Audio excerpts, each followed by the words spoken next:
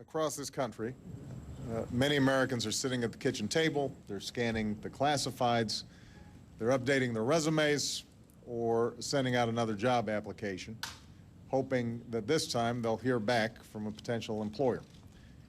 And they're filled with a sense of uncertainty about where their next paycheck will come from. And I know the only thing that will entirely free them of those worries, the only thing that will fully lift that sense of uncertainty, is the security of a new job.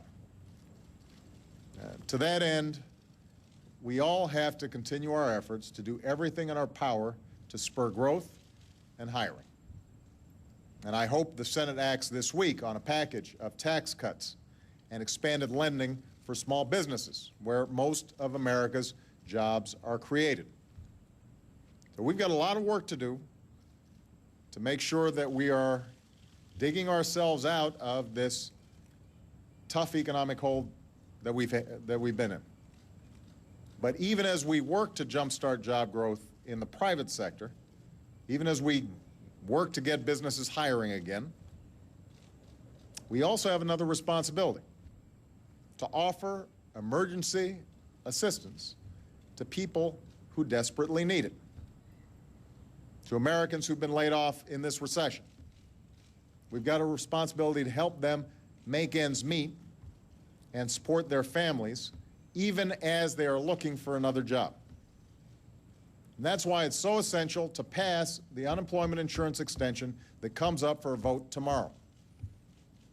We need to pass it for men like Jim Chukalis, who's with me here today. Jim worked as a parts manager at a Honda dealership until about 2 years ago.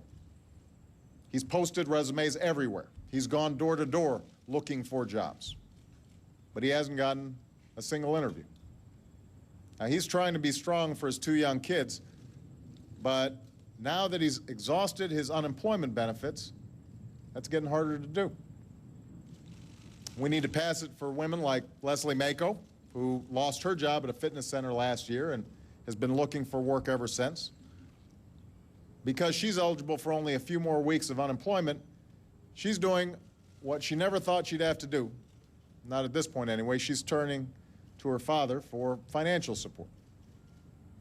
And we need to pass it for Americans like Denise Gibson, who was laid off from a real estate agency earlier this year. Denise has been interviewing for jobs, but so far, nothing's turned up.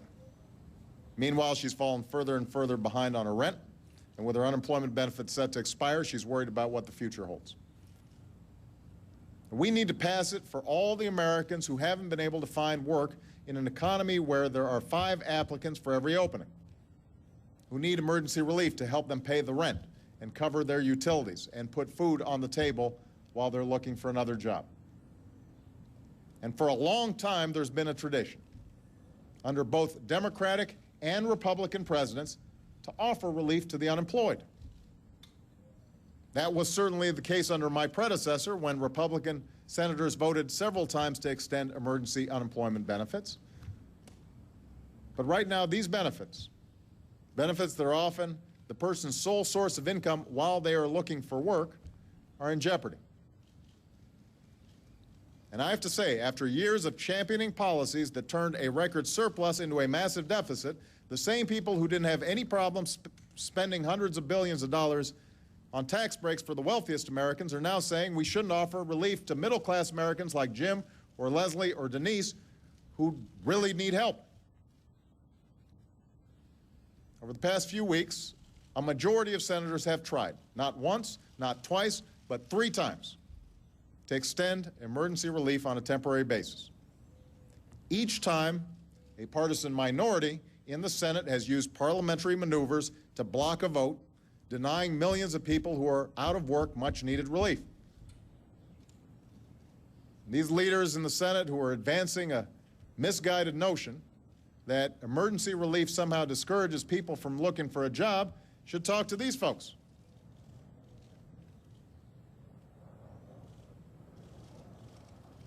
That attitude, I think, reflects a lack of faith in the American people.